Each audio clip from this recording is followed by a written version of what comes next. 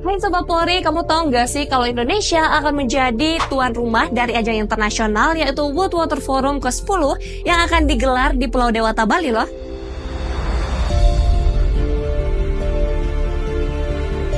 Polri memastikan perhelatan World Water Forum ke-10 di Nusa Dua Bali berjalan dengan aman dan lancar. Event yang akan digelar pada tanggal 18 hingga 25 Mei ini nggak hanya tentang air, tetapi juga peluang emas bagi Indonesia untuk mengenalkan keberagaman seni, budaya, dan kearifan lokal ke kancah internasional.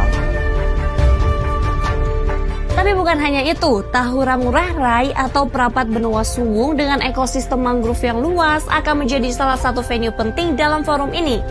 Tempat ini tidak hanya mempesona, tetapi juga penting banget loh dalam menjaga kelestarian lingkungan.